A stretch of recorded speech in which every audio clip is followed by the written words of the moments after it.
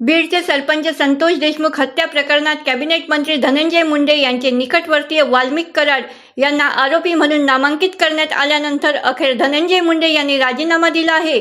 मुख्यमंत्री देवेंद्र फडणवीस यांनी याबाबत माहिती देत सांगितले की धनंजय मुंडे यांनी राजीनामा सादर केला असून तो स्वीकारून पुढील कारवाईसाठी राज्यपालांकडे पाठवला आहे। यापूर्वी जानेवारीच्या सुरुवातीला मुख्यमंत्री फडणवीस यांनी या प्रकरणातील कोणत्याही आरोपीला सुटू दिले जाणार नाही असं स्पष्ट केले होते आणि या प्रकरणाचे राजकीय भांडवल करण्याची इच्छा नसल्याचे सांगितले होते। संतोष देशमुख हत्या प्रकरणात वाल्मिक कराड यांचे नाव समोर आल्यानंतर विरोधकांसह सत्ताधारी पक्षातील काही नेत्यांनीही धनंजय मुंडे यांच्या राजीनाम्याची मागणी केली होती।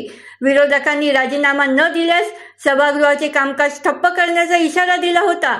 वाढत्या दबावामुळे अखेर धनंजय मुंडे यांनी आज राजीनामा देण्याचा निर्णय घेतला।